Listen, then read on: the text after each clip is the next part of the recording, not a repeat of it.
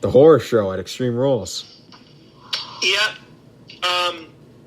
I just wanted to say that basically because of the show tonight, you know how we usually do our reviews. We're going to do it a bit different. Yeah, we're going to change the format a little bit this time. We are going to talk about the bad things on the show, but we're mainly going to talk about the state of the WWE product at this point in time. Yeah, because just watching this, it's going to be a recap. Don't get me wrong. Like we're going to go. Fucking terrible. We're going to go through the show. Don't get me wrong, or don't get us wrong here. We're going to do it, but it's just going to be a little bit different this time because watching this, I cannot see myself going through and just going full on detail about every single match and whatnot. I can't do it. I really can't. So let's first say what was good real quick. You liked the first two matches. Yeah, I even thought the kickoff show match was solid. I thought the Kevin Owens Murphy match was pretty decent. Once again with the kickoff show matches, I have no idea why when you have a 1 hour show you can't give them more than like 8-9 minutes or whatever the deal is.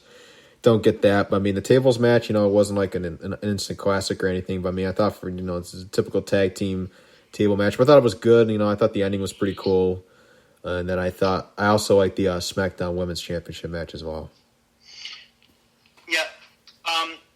Now, since we said what we liked, let's just first say that, as I'm sure you all know, the WWE product has been just getting worse and worse for I'd say years at this point.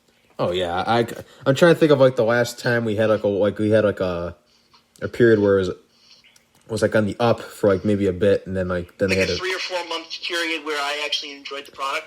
I don't remember it, to be honest with you. I'd say probably the best thing was probably 2016 because we had when they first started doing SmackDown Live. That was actually pretty good stuff.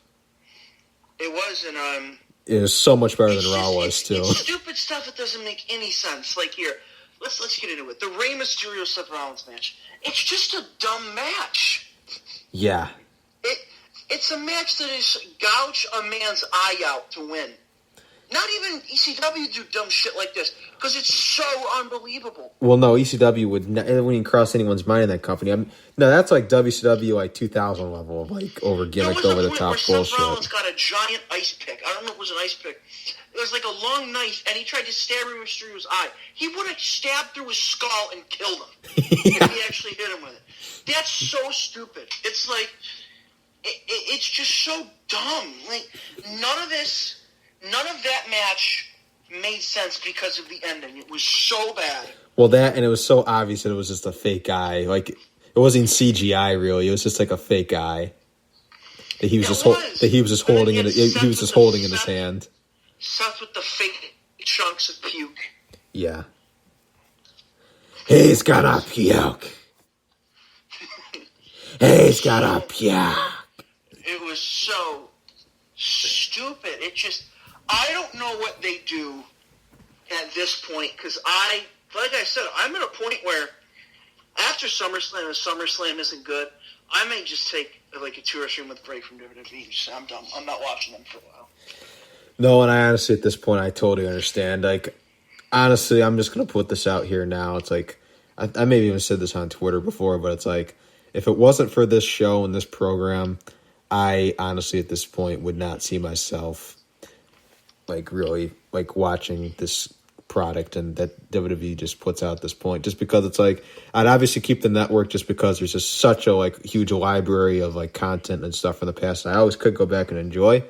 But in terms of like just like the newer stuff, even like buying merchandise going forward and all that, not that they don't even have any like good merchandise, or whatever. But I just feel like I don't want to pour money into like to the product and whatnot. But and honestly, it's sad because the WWE is what made both of us wrestling fans. Yeah, that's what made everyone basically a wrestling fan. At least from our generation. I mean, maybe if you were back in the day with like the WCW, maybe that would have been that too. But like, I think most people who got into wrestling got into WWF first. And it's sad because we're at a point where I dread watching Raw and SmackDown. I don't want to watch them. Yeah, I know. And then what also kills me with it too, this ties into like the product too, is like, well, tomorrow night we got Randy Orton and Big Show in an unsanctioned match, which it's not that I want to see that on this pay-per-view either, but I don't want to really see it on Raw tomorrow. It's nothing against either guy. Randy Orton, really enjoy what he's doing. But I actually enjoy, if I have to say something positive, I am enjoying what Randy Orton's doing right now. Big Show, nothing but respect. But it's kind of like, how many times have we seen that match before over the years? And both guys are like in their 40s at this point too, which that it doesn't always the age thing either, but it's just like it's just something that nobody wants to see. I agree completely. And then here's the other issue. It's just and the one last thing I'm going to say about it's just once again they're just randomly bringing in Big Show for something else. Orton's going to beat him, and then he's going to be gone again. And here's the other problem. You have a situation like, why didn't you just put Matt Riddle on? The show was like 2 hours and 20 minutes. Why didn't you just put AJ Styles and Matt Riddle on the show? It was probably for ratings if I had to take a guess. That's probably what it all came down to, but still, it's like, because, originally we were going to get the bar fight between Sheamus and Jeff Hardy on here, which I wasn't looking forward to that either, but I guess that's going to be on SmackDown now too. But it's just kind of like we said on the Backlash show how much we hate that feud, and that hasn't changed for anybody since that time period either. But it's like, but it's kind of like you said, and then even like the finals of like the Intercontinental title tournaments, like you got Daniel Bryan and AJ Styles, they go through like 4 or 5 commercial breaks. It's like a 4.5-star match, despite running through all the breaks and everything. It's like, damn. That's the kind of stuff we could be getting all the time. Yep. But instead, they just put it on TV and just randomly do it rather than put it on the pay-per-view. Because honestly, if it wasn't for that Edge and Orton match last month, I mean, that pay-per-view would have been awful. And not only that, what really irritates me is that, go back to the card tonight, Sasha and Asuka match. Mm-hmm. You get a great match between 2 great competitors. Mm-hmm. And then how do they end it? Shenanigans. It happens all the time, and I'm sick of it. I don't want to see these stupid shenanigans anymore. And matches. I want clean finishes to world title matches. I'm sick and tired of a DQ ending a world title. And this wasn't even a DQ. The manager of Sasha, who is Bayley, just put on the referee's jacket and counted 3. If she is allowed to keep that belt, why would every single manager in WWE not do that? Yeah, like I've never seen that done before. Like I did see, I think it was Sean Ross on Twitter. He had pointed out the time where I guess Paul Heyman had run down to the ring at ECW One Night Stand 2006, and he counted the pin for Van Dam for the WWE title match against John Cena. But see, that was different, I think, though, just because Paul Heyman was like the head of ECW or whatever, so he had some kind of authority. I think that's actually part of the problem. Maybe now is they've beaten the authority figure thing into the ground. That's gotten so old and whatnot. Like, I'm not saying did the GM thing necessarily because that's just a trick they've done so many times. It's not very often you have general manager like authority figures that they stand out from the rest where they're not doing those same generic promos and it's the same typical whatever where you have an Eric Bischoff or a Vicky Guerrero. Or just somebody who just does really well in the role, or even Teddy Long, where they come in there and they're just dynamic and they can go out there and deliver those announcements or just be able to pull off that character. But I'm starting to think there needs to be an authority figure on there of some kind, just because you got these people also who just come out there and they just declare themselves the number one contender, or they just go out there and make matches of their own and just do whatever the heck they want, and there's no consequences, or it just happens and everything's it's okay, Yeah, exactly. And you end a great match with something that's stupid, and it sets a precedent. Like I said, if I'm a manager and I'm a heel, I'm just going to do that next time. Exactly. It's just dumb, and it's WWE doing these stupid things that don't make any sense. Of course, this could change if she gets stripped and it gets given back to Asuka on SmackDown. Or on Raw, but whatever. Sorry, Raw, yeah, you're right. No, it's okay. It's because Bayley's there and they're on Raw and SmackDown because of the tag belts. Yeah, because they're doing that. Yeah, they're also doing that new rule now where it's you could appear on the show X amount of times, only 5 people could do. I've completely lost track of that whole entire thing too. I don't know what the deal is. I don't know how many times anyone's been on either show. I've completely lost sight of that. I don't even know what's going on anymore. So that, and then we get into one of my main problems with WWE. They see a trend and then they completely shit on it. Yeah. And I'm talking about I'm talking about the match that was our main event, a cinematic match. Yes, and keep in mind they had that one huge home run, which they had back at WrestleMania Night 1. That was the Boneyard match with The Undertaker and AJ Styles, which as of right now, as we stand, was the final match that The Undertaker had partaken in, and if that is absolutely the case, and that is 100% behind that one, because obviously Undertaker goes out when he wants to, and it's on his own terms. But I do think it was actually if that is the case, that was a good way of him going out, because once again, it was critically acclaimed and people loved it, and that's what he wanted at the end of the day, was to have that one last match that people raved about. Get in the ring like he wants to anymore. Yeah, so in that case, I think that was an absolute success, and I love that match. It's one of my favorite things they did all year, honestly. And every single other one has sucked.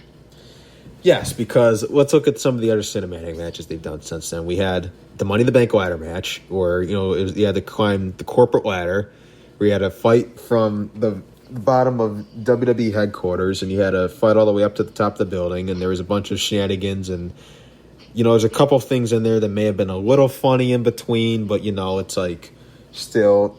I mean, you had like Shayna Baszler, and you had some Aleister Black, and you had some these serious characters that were in a food fight and stuff like that. Then they got to the top of the building. Then Asuka won, which that was fine. I was cool with that at the time. And then as it turned out, she'd become, Raw Women's Champion as a result. That ended up becoming the deal. And then you had Otis win it. And I haven't seen Otis on SmackDown in weeks. And no one has.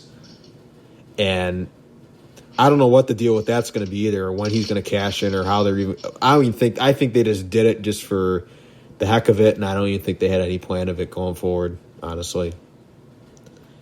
I think at this point it's probably safe to say that he was probably the worst Money in the Bank winner of all time. Until you said that, I forgot he had it. Yeah. I legitimately didn't even realize he had it. I completely forgot. I forgot he had it until I was on Twitter the other day and someone pointed out, and I was like, oh my God, I totally forgot. That's insane. So, yeah, so then you had that fell flat. Then getting back into the other further cinematic matches, we had... Oh God, I forgot. Going back to WrestleMania, you had the Firefly Funhouse match, which, hey... Yeah, but that was debatable. That was... Some people like that. Yeah, that's what I was going to say. It's for me, even then, it's as I said, in terms of a match, I thought if that was actually supposed to be portrayed as a match, because it was advertised as a match, I thought in that case it was bad. But I mean, but in terms of if it was a segment or whatever, and they're trying to find entertainment value out of it, I didn't mind it, because I did see some entertainment value in that. So, and that worked for some people. So for some people, that was a success. I mean, it may have not been, for me, because I guess The Fiend won that, and that was supposed to be Bray Wyatt's way of avenging his loss to Cena. But to me, it's still, because it was done that way, and it wasn't in an actual ring or whatever, and it wasn't an actual real match. It didn't mean the same to me. That's why it didn't really work. But then we had other ones, we had the Velveteen Dream Adam Cole one at NXT TakeOver in Your House. That one I didn't like either, just because I didn't like the way it was shot in the beginning. And then it's just if you're having a brawl in a parking lot and everything, it's why would you have commentary over it when it's shot in cinematic style? This isn't Lucha Underground. Exactly. And then going back to this one that we had tonight, I thought there was some parts that were kind of interesting, but some of it was just dumb. The Alexa Bliss thing made no sense. Yeah. Is Alexa Bliss now supposed to be Sister Abigail? Or what was up with that? I don't even think we'll ever get a... They were mixed match challenge partners. Yeah. I just remember they kind of flirted with them being a couple, I guess, but I don't know. But what did that have to do with anything now between him and Bray Wyatt? Maybe he was trying to trick him mentally. I don't know. No, maybe he was trying to play mind games. But see, that's the other thing sometimes with the cinematic matches is in Undertaker's case, it's a bit different, because the Undertaker match, that one wasn't too much of a stretch. I mean, yeah, he did. Obviously, he got out of the grave at the end. That Undertaker in that match it was kind of a mix of all the Undertakers of the past, basically, kind of all in the one. You saw different bits of him in that one. But I'm sorry, I couldn't. I get it's cinematic, and I know it's wrestling or whatever, but it's